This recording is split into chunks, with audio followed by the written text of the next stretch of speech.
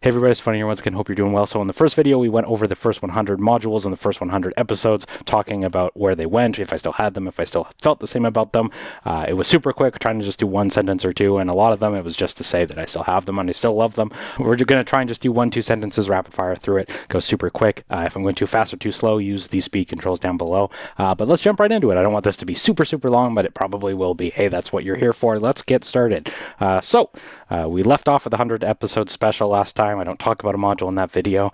Following that was the ALM MCO Mark II. Now, I did sell that one. I really loved it. It really cemented my love of the Roland JP8080 and the JP8000. The MCO Mark II is excellent. I feel like I want to build a groove box that's just like 6 of them, but in my current setup right now, I just felt like a full voice like that is not something I ever was using, and it's still new and easy to resell, so I just resold it and move on to the next modules because this channel is not cheap to run. So Vostok Instruments Fuji, I still have it. I still love those, be it the Asset, the Series, or the Fuji. I'm just going to knock all 3 of those out because they are coming up in the list, but simple utilities and lots of them. I love all those modules for that. Super rad.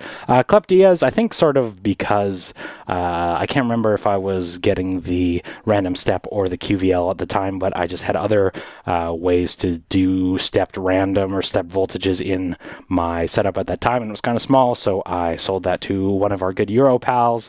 IntelliGel Bifold, that was one that Jesse lent me for the video. Super cool, sounded super great. I have been looking recently, gassing over the the Bastel Timber, which is sort of a similar idea, but I think a little raunchier, hopefully. At least maybe that's just the aesthetics of it, and I'm misremembering it, but I remember thinking that was super cool and super similar to Bifold. But yeah, that was just a borrow for that video. WMD Javelin is great. I think what I said in that video was that every envelope generator should have a VCA built in, and I still feel the same about that. However, having the Fuji and the Series now, like, I just have a whole bunch of envelope VCA pairs, and I didn't need the Javelin. Okay, Floating Knobs Cuisine, that's actually an interesting story with that one. So I often reach out to Eurorack manufacturers asking to borrow stuff. I offer to pay to ship it to me. Like, if I was able to do a video just on like the cost of shipping and then I could send it back to somebody, that'd be really cool, especially if it's something I'm really interested in, like the Floating Knobs Cuisine, or if it's something really new. I ask lots of Eurorack manufacturers and they have always never responded or said no.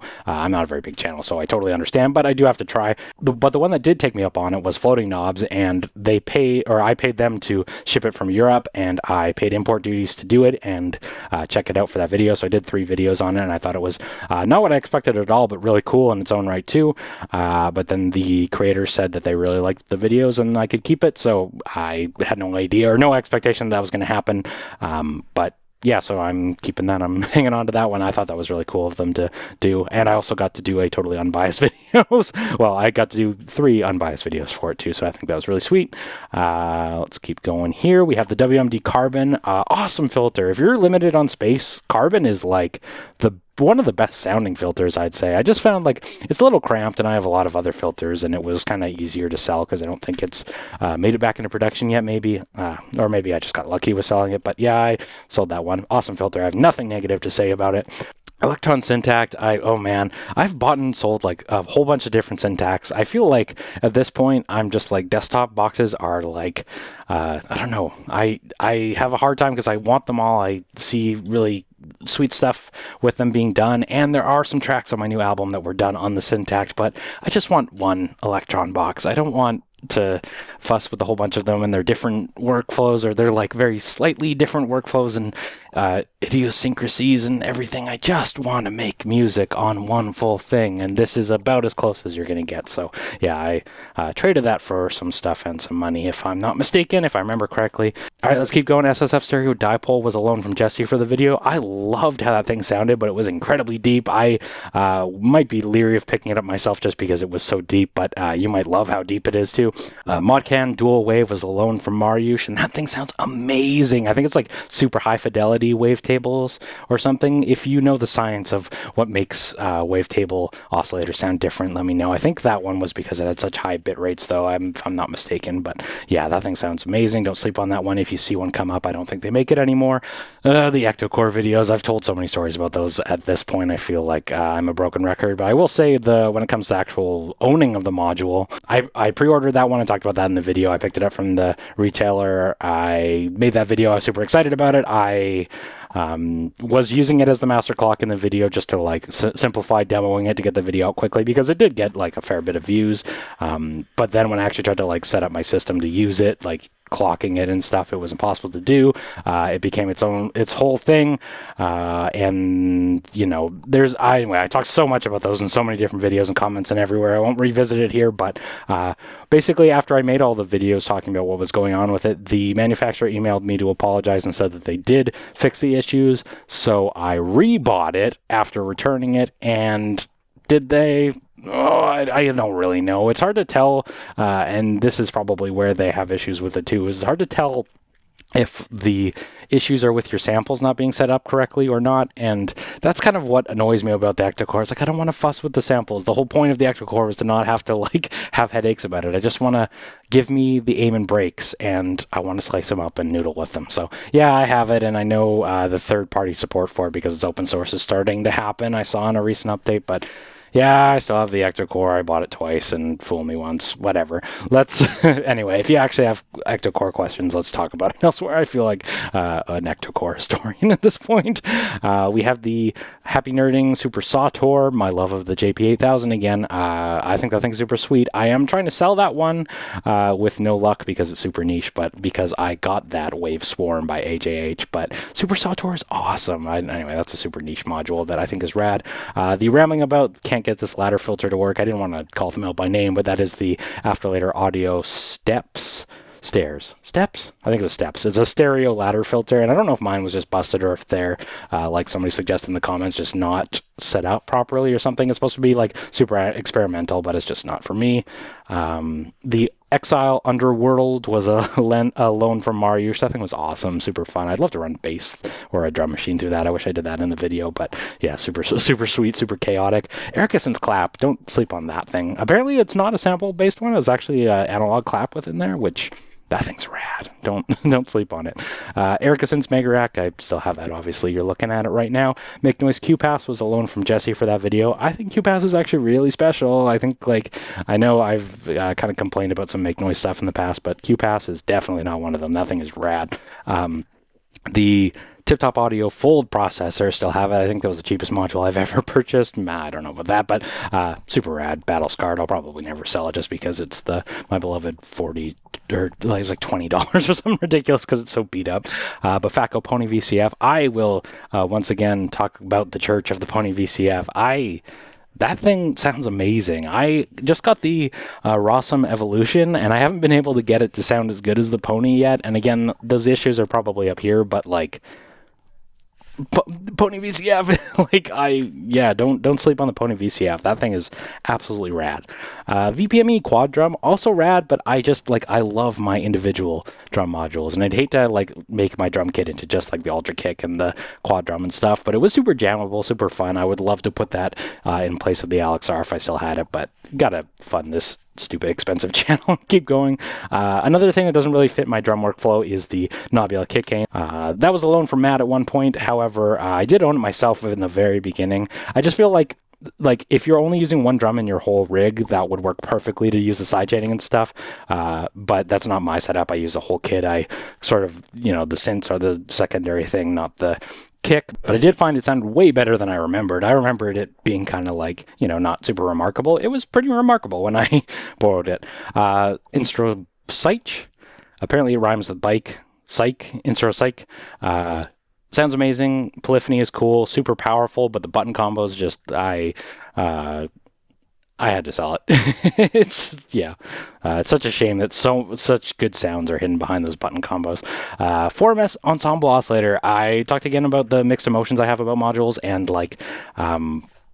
that one, some of the best sounds I've ever gotten out of oscillators ever, I'd say. The folding, those wave shaping modes in there are super rad, but then the polyphony's a little wonky and hard to understand, and I think for those reasons I never picked it up as much as I should, but also some of the best sounds I ever found. Anyway, I did sell it recently, but I'll probably regret that. Mob Bap Osiris, I remember picking it up and being like, wow, I miss my piston Honda. So Yeah, I went and got a piston Honda after I sold it. I think I got that actually from a trade for the Syntact with money on top. So that's how I ended up having it. That wasn't the first time I owned it, but I remember it just kind of being like, yeah, it was really cool, but I miss my piston Honda a lot.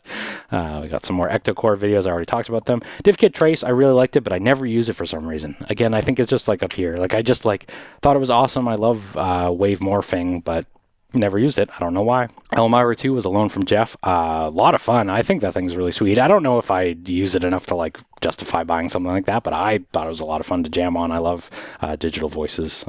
Super sweet thing. I really want to try the Scrooge. That thing looks awesome. We've been talking about that a lot for a while. Ericsson's Percon's voice. I still have it. I still quite like it. I've had some thoughts to like swap it out for something else to like move to more SSF modules because I don't use it as much as I expected I would. I don't know if it's the screen or what. It just kind of seems like I don't really know what's going to be going on with it when I look to put it into a patch, if that makes sense. Like right now I'm looking at I'm like A1. I don't know what the algorithm is. I don't know what parameter 1 and 2 are for that algorithm. So like, yeah, anyway, these are just like, again, if there were screens, I just give us screens, please. Yeah, we'll see what happens with the Percon's voice. It's still fairly new and fresh and might be easy to sell, which is also one of the reasons I sell a lot of these things. I'm looking at the MCO Mark II as one example, but Making Sound Machines Div Skip. I bought that one at a good deal and I thought it'd be great to make a video on, and it was a lot of fun, but again, with no screen, going back to it and you have to like remember the modes by color codes, I just like found I was never using it. So glad I made the video, glad I got to try it out, but not something I'm going to use too often, so I sold it. IntelliGel palette, I still have the 104 for my Octatrack, but Eurorack, I don't have the 62 anymore, I just have my ALM small case. SSF Vortices Hi-Fi, I talked a little bit about that in the last video, but I still have it. I might go to a soundstage, but we'll see what happens on that front. Piston Honda, if I had to pick one oscillator, it might be the Piston Honda. Like, I don't miss out on the Piston Honda. It's just that it is genuinely a special voice. Mutable Instruments Blades is also one that I thought was digital before I got into it, and then trying it out, I think that's also a really special filter. There's a reason why it's not really cloned very often is because it's analog, and the wave shaping section, I believe, might be digital, maybe, but it's really special. The drive on it sounds amazing, as does the wave folding, morphing over modes and stuff. The Blades is one I'm going to keep. Rambling about the Andrew Huang Ghost, I love that thing. Living in the drum bus right now, but when I played the Van Synth Meet, it was like the entire set. I was just riding that filter and the reverb, so yeah, love that thing. I almost want a second one. BeatStep Pro, I still have. It still has a power issue that I talked about in the video, but maybe I'll fix it at some point. Don't sleep on the BeatStep Pro. I think it's like super underrated. Nobody's made my dream LFO module yet, although you definitely should. Take the idea wholesale and just make it yourself. I'll be happy. Hexenver Mutant hi-hats, I really like it. I feel like if you want to get it into crazier territory, you need to throw a lot of modulation at it because it's pretty simple with what it does on board, and that's also kind of what I appreciate about it too. Like, it's just like a, when I'm doing these videos, it's just always an easy pair of hi-hats in there to grab. Acid Rain Technology Maestro, when I was talking about my dream clock modulation source, lots of people pointed to the Maestro, and I did own it previously, but I picked it up again for that video, and it is really easy to switch the modes through the button combos, but I think there's so much focus on board that for like chaining LFOs and shape and like depth of modulation in that sense, and I just like don't care for any of that, and I really wish it had a screen, so I ended up selling that to get the QVL, and I don't regret that, but we'll see if the QVL ends up staying. We'll get to that in a moment. Ampersand Wear and Tear, that was a loan from Matt. I never saw myself as like a big tape head, but using the Wear and Tear sounded amazing, and I was like, oh man, I wish I had my own. Ritual Electronics Cratch, super sweet noise source. Just, I don't know how this video is 16 minutes, but hey, it's noise. I think the person who sold me it wanted it back or asked if I'd sell it back to them, and I did, if I remember correctly. That's why I didn't hang on to it, but yeah, there's nothing wrong with Cratch at all. Happy Nerding Effects Aid, it's great. Don't ever like hang on to one effects aid. I'd say if you have a case of any decent size, like I've sold them in the past. Just keep one around, I think. Lapsus Os, I still have it. I use it as faders for the vortices because it doesn't have them and they're kind of hard to get in there, so it's kind of like sliders on my mixer. The 1010 Music Blue box I ended up selling. I was kind of hoping I could make that into my Eurorack central system, but I didn't have the USB breakout cable to use it as a USB interface on the iPad to record with, and then I didn't have the TRS breakouts to use all of the inputs as internal mono, and it just became this whole thing. And then I had like noise issues with plugging it into a different power supply, or plugging into the same power supply. I was having issues if it was on the same power, USB power as the, anyway, I just like kind of had enough with it and sold it because I got it for pretty cheap. X-Fade 1U, I have it still. I'm thinking about adding another one. Interstellar Radio is awesome. I feel like I actually like it more than I did when I got that video, I think. If you want a really super unique noise source that is unconventional and wild and fun, that is a great one. Intelligent Noise Tools, I have it still. I remember trying to sell it, but I couldn't. I don't think they're worth a lot, but I just don't have a €1 anymore. So yeah, I don't know. FSR I still have, I still use. Moog Workstat, again, I'm trying to get away from the desktop boxes, but I do still have that one. We'll see if I hold on to it or not. You might have to ask me about that later. I do still have it for the moment. Vostok Asset, I talked about all of those, including the series above it. I love them. They're great. Roland D4, I bought that like 3 years ago and probably used it like twice. I had some ideas to use it for stuff and I just never did. It was fun to make the video when I sold it though, and then I sold it. The 2HP Slice I still have. That's an awesome module, but mine has issues with noise, and I think it's like broken is the cause, and I just, those 2HP modules, including the hat above it, I really wish they were on a larger board. I wish it wasn't that vertically mounted thing, like, because the hat especially sounds so good. Why do I have to worry about it disintegrating? Lyra 8, I have my voice running through, and I really love glitching out my voice and doing like feedbacky stuff with it because it's super fun. I wish it was stereo for other applications, but for my application, it works great. AJH Waveswarm was a loan for the video, but I ended up buying it after. Thanks, Mariusz. That thing sounds awesome. I love wave animators. I'm surprised they're not very popular. The V-Shape was a loan for that video, and I believe is up for sale. I have some thoughts to get it because it sounds so good, but anyway, thank you, Mariusz. Also, the feedback modules pre-CR and BX, all the stuff I saw online about it, like describing it as like being from cheap mixers and from the 303, kind of making it sound like it's super trashy. I thought they sounded amazing. I couldn't believe how like great those two modules sound. I thought they were like totally rad. Anyway, those are awesome. Morphogene, I sold that thing immediately after the video. I was like, never bounce off something harder. I remember, if I can give you some subtext in this video that isn't in that video, the person I traded it to, person offered me a bunch of modules in a trade for that Octatrack, and I traded with them previously, and they all smelt like something you're not allowed to talk about on YouTube, and I was like, no, I don't know if I want to go down that route again because I got burned bad by them last time. And I'm not a prude. I'm not like super fussy about condition or like you know, the smell or anything like that, but like it was like insane, like fill the whole room sort of thing. And yeah, you might be saying, how can a module smell like something like,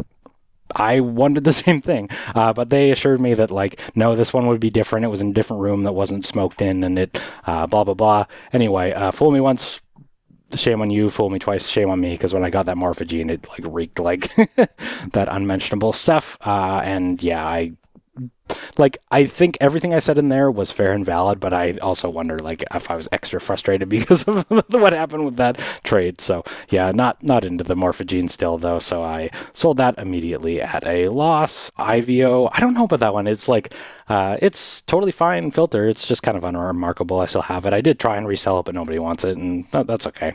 We'll probably just hang on to it. Audio Damage Dimensions, that chorus, super awesome. That was a loan from Mariusz. Not enough chorus modules in Eurorack. I guess that's probably dominated by the Effects Aid. I should do some more Effects Aid choruses. Zorlon Cannon was a loan from Mariusz as well. That thing was really cool. Fun to, I don't know. I try and not be a fanboy about any of these companies, but IME it's cool to see like the old Harvestman logo and like such a wild module. It was fun to explore. Strymon Magneto was also like sounded super rad. It was another loan from Mariusz. I really appreciate that one. The Squarp Hermod Plus, I already talked about in the last video. WMD Metron, I listed Cube at Mojave for sale, and Andrew Wong offered me the WMD Metron. So I took Andrew up on that one, and Metron is awesome. Like you know, super performative, super fun, super, yeah, it's one of the best. Yeah. Behringer K2, I still have it. It sounds great. It's a nice way to fill a bunch of extra space in my rack too. Make Noise Mimeophone was a loan from Jesse. I'm really gassing for it now. I wish I had one. I might have to pick one up. Mega Rack, I still have. Chaos or XAOC Kozalin. That thing's awesome. Doesn't do what I bought it for at all, but it sounds amazing. Yeah, I was really impressed with what it can do with FM. Just FM anything. FM an entire drum set. It sounds rad. Still have the Detroit Underground LFSR. When I posted that video, somebody found the manual like within minutes, so I think that's super cool of them. Animal Factory Bone Saw, I got it for my birthday from Mrs. Tafony, and I think it's super rad, and I'll keep it forever. Let's keep going. QVL, I sold that. I sold a couple modulation sources to pick it up, and I still have it. I do feel a little intimidated about it, though. It's one of those that I'm just like, I don't really know what's going on with it to pick it up as much as I really should, but it is totally clockable, but the clock integration's a little weird. It kind of feels like an afterthought, like it wants you to trigger envelopes and stuff with the gate inputs that you're supposed to be using for clocks and stuff, and like, yeah, so I still have it, but yeah, we'll see if it stays forever. I just want like lots of LFOs. Give me lots of clock modulation in a super simple layout, and maybe I should just buy some Zone BFs from EOWave, but we'll see what happens. Spectrophone I still have. I did loan it out to half of Vancouver at this point. Everybody's got to try it. I think it's super rad.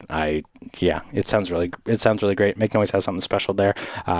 It's kind of funny that they don't explain it in a straightforward way, because I think they're missing out by trying to be so esoteric with everything, and like, it's so cool and trippy and whatever. But Spectrophone's amazing. Don't sleep on it if you're interested in it. Herb Verb was a loan from Jesse for that video. I think that thing is also special too. Super Make Noise makes some awesome stuff, including the Herb Verb, which is a shame that they discontinued it. Hopefully a stereo one is on the way. I don't know. Okay, Electron Analog Rhythm. I just want one. Analog Rhythm probably could be the one, just for the record. Like if there was, but for me, I just want one. I love Electron stuff. Anyway, it just annoys me that the line is the way it is, because I just want one. Anyway, Buchla 258T. I'm really impressed with how that one sounded. That was a loan from Jesse, and I have considered picking one up myself, but we'll see what happens with that one. Le Corchair was one that I bought right for that video. Still have it, obviously. We're getting up into the 2-week territory, so I better hope, although it won't be all of them. Sounds awesome, super rad. I'd say I was expecting more like a filter, like the 100 Grit is. It's really like a wave shaper. It's just like chaotic and wild. Same for the Earthquaker wave transformer. It isn't really what I was expecting at all either. It almost feels like it wants to be an effect box, but it just like has to be an oscillator begrudgingly, and that's totally valid. It's sweet too, but I almost wish that like wave transformation circuit was just on its own too. Like I would save some space just to have that and use other oscillators with it, but super awesome. Super probably never going to sell it. I feel that's famous last words in Tafony land, but Stolper Beats was a loan from Scrobotosaurus. I really appreciate that one. It was a lot of fun. I was kind of impressed. Apparently they're impossible to clock externally, but I feel like in the mini case that I set it up in, I was super blast. I had a lot of fun. Bonesaw I already talked about, I thought. Panda Blast, loan from Mariusz. That thing sounds rad. If I had to pick a kick drum, that might be it. Anyway, I would never trade my Ultra kick for that, but it, like, I don't know, those layouts with the sliders, and especially that Panda hats. I want those hats. I might pick that one up myself. I really thought that one was rad. I love the layout. Three Sisters also loaned from Matt for that video. It sounds amazing. I think it kind of has the reputation it does for a reason, just because, like, I don't know, it's not like a low pass or a high pass or a traditional filter. It's just like this really crazy wave shaping thing that sounds amazing. It does cost a lot, but it sounds rad. Panharmonium was also a loan from Matt. It also sounds rad. I don't know if I would pick it over the Spectrophone. They're not really as similar as people make them out to be, but it was a lot of fun. It's been fun to noodle with those ones. Boomscat was a loan from Mariusz as well. I think that thing's awesome. They discontinued it, and I don't know if I would chase it down over the SSF Entity percussion synthesizer. That is also discontinued, but they seem to be everywhere. But it was really rad. I love my drum modules, and that one just kind of gives you all the tools. And then the last, most recent video was the Proton, the carpless strong delay physical modeling chaos thing. Was also a loan from Mariusz, and it sounds awesome. Man, audio damage. I wish they were still around. All right, so we're all caught up here. I will just say really quickly what needs to be done. What's yet to be done. I'm trying to look at the rack and see. I have DivKid random step I need to do. I have the voltage controlled noise oscillator from Hex Inverter. I have that evolution, which I still need to figure out before I can cover. Noisite warp. What do you want to see? Oh, I just got the Omnitone Roski on their recent sale, so I want to cover that as well. There's a lot of stuff coming up. So anyway, I'm still super excited about this channel, and will continue to put out way too much content. So hey, I appreciate you. Thank you so much for watching. Like, comment, subscribe, do all that crap that YouTube is always on my case about not promoting to you, and I'll see you in the next video. Take care.